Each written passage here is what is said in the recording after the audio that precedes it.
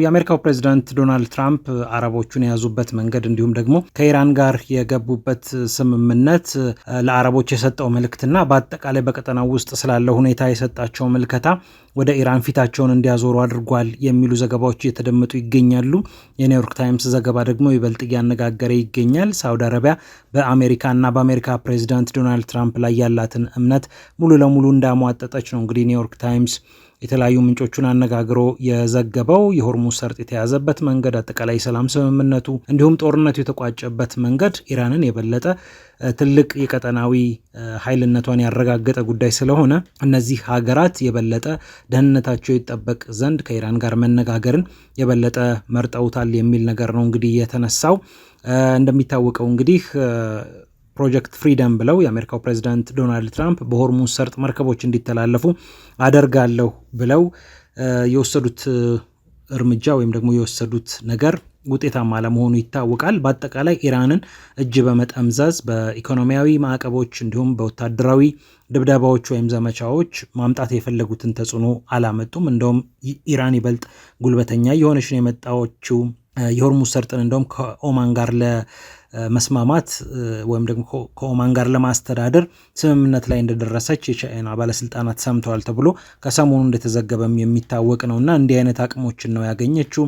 ተጨማሪ ገንዘብ ከሆርሙዝ ሰርጥ ለመሰብሰብም እንግዲህ ጥረት እያደረገች እንደምትገኝ ሲገለጽ ቆይቷል እና በአጠቃላይ እንግዲህ ልዑል አልጋ ወራሽ መሐመድ ቢን ሰልማን የሚመራው የሳውዲ አረቢያ መንግስት በአሜሪካ ተስፋ መቁረጡን የኒውዮርክ ታይምስ ዘገባ ይጠቁማል እና ሌሎችም ጉዳዮች ከዚሁ ጋር በተያያዘ እየተነሱ ይገኛሉ።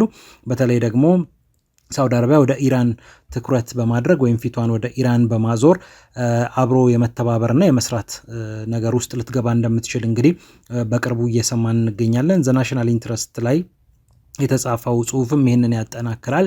እንደሚታወቀው የተባበሩት አረብ ኤምሬትስም ከአረቦቹ ፈጠን ብላ ኢራንን ለመደብደብ በጣም ፍላጎት ነበራት። ተሳትፋለች። ከእስራኤል ጋር ከአሜሪካ ጋር ወታደራዊ ጥቃቶች ላይ ተሳትፋለች። በኋላ ከጦርነቱ በኋላ ካበቃ በኋላ የተለያዩ መገናኛ ብዙሃንና ኒውዮርክ ታይምስ፣ ዋሽንግተን ፖስት፣ ብሉምበርግ እንዲሁም ደግሞ አክሲዮስን ጨምሮ የተለያዩ መገናኛ ብዙሃን ኤምሬትስ ተሳትፋ ነበር፣ ኢራንን አጥቅታለች የሚሉ ዘገባዎችን እስኪያወጡ ድረስ ኤምሬትስ በዚህ ጦርነት አካል እንደሆነች ማንም አያውቅም ነበረ።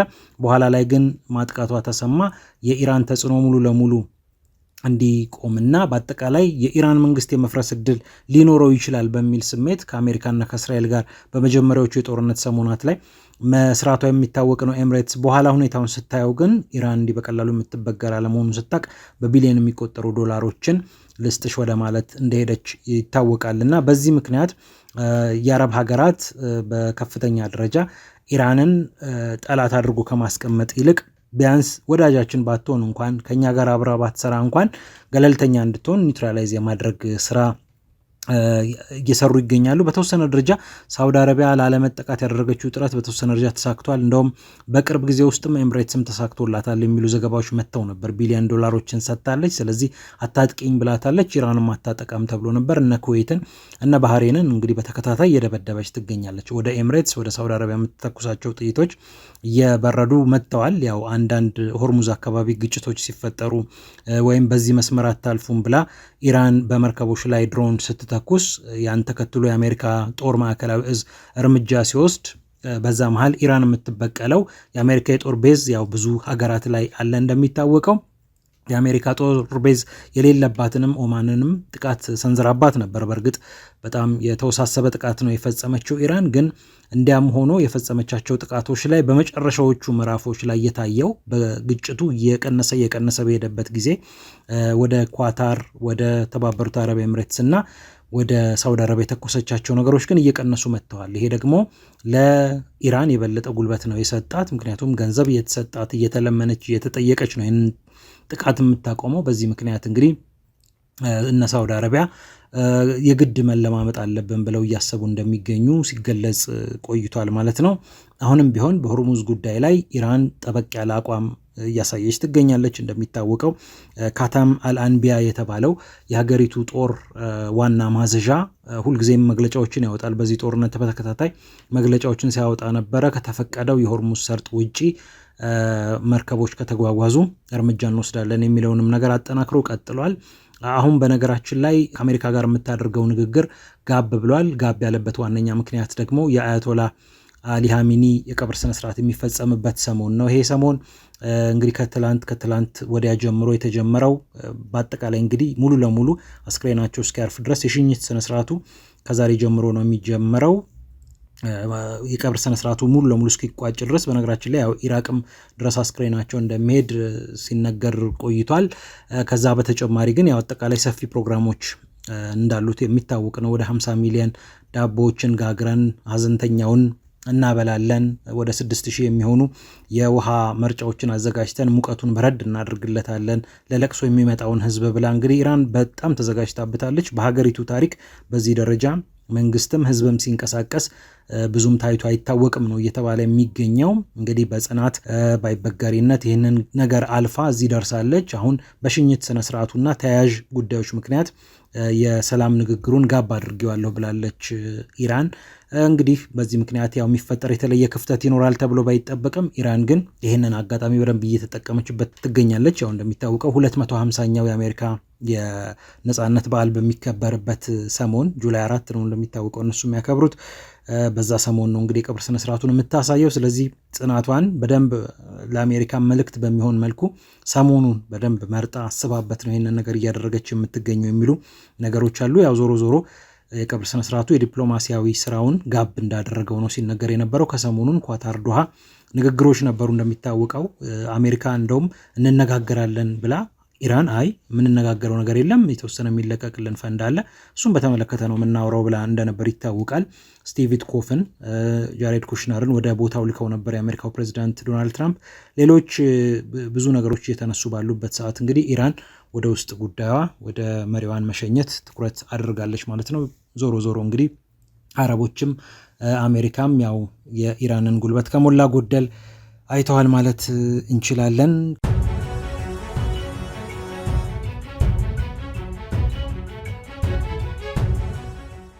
የአሜሪካው ፕሬዚዳንት ዶናልድ ትራምፕ አረቦቹን የያዙበት መንገድ እንዲሁም ደግሞ ከኢራን ጋር የገቡበት ስምምነት ለአረቦች የሰጠው መልእክትና በአጠቃላይ በቀጠናው ውስጥ ስላለው ሁኔታ የሰጣቸው ምልከታ ወደ ኢራን ፊታቸውን እንዲያዞሩ አድርጓል የሚሉ ዘገባዎች እየተደመጡ ይገኛሉ።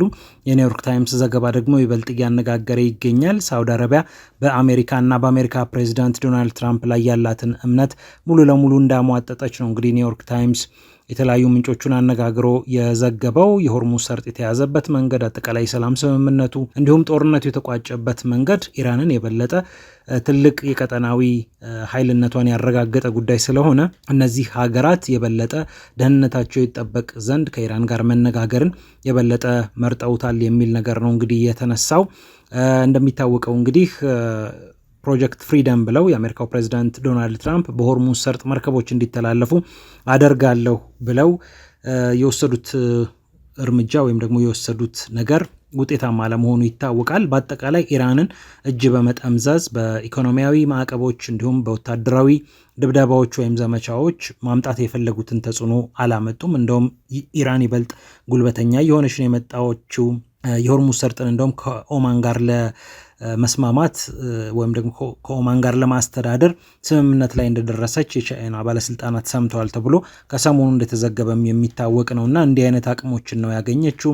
ተጨማሪ ገንዘብ ከሆርሙዝ ሰርጥ ለመሰብሰብም እንግዲህ ጥረት እያደረገች እንደምትገኝ ሲገለጽ ቆይቷል እና በአጠቃላይ እንግዲህ ልዑል አልጋ ወራሽ መሐመድ ቢን ሰልማን የሚመራው የሳውዲ አረቢያ መንግስት በአሜሪካ ተስፋ መቁረጡን የኒውዮርክ ታይምስ ዘገባ ይጠቁማል እና ሌሎችም ጉዳዮች ከዚሁ ጋር በተያያዘ እየተነሱ ይገኛሉ። በተለይ ደግሞ ሳውዲ አረቢያ ወደ ኢራን ትኩረት በማድረግ ወይም ፊቷን ወደ ኢራን በማዞር አብሮ የመተባበርና የመስራት ነገር ውስጥ ልትገባ እንደምትችል እንግዲህ በቅርቡ እየሰማን እንገኛለን። ዘ ናሽናል ኢንትረስት ላይ የተጻፈው ጽሁፍም ይህንን ያጠናክራል።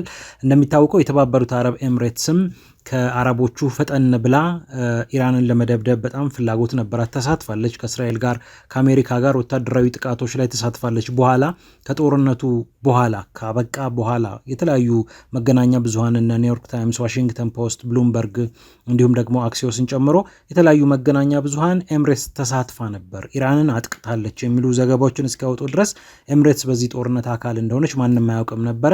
በኋላ ላይ ግን ማጥቃቷ ተሰማ። የኢራን ተጽዕኖ ሙሉ ለሙሉ እንዲቆምና በአጠቃላይ የኢራን መንግስት የመፍረስ እድል ሊኖረው ይችላል በሚል ስሜት ከአሜሪካና ከእስራኤል ጋር በመጀመሪያዎቹ የጦርነት ሰሞናት ላይ መስራቷ የሚታወቅ ነው ኤምሬትስ።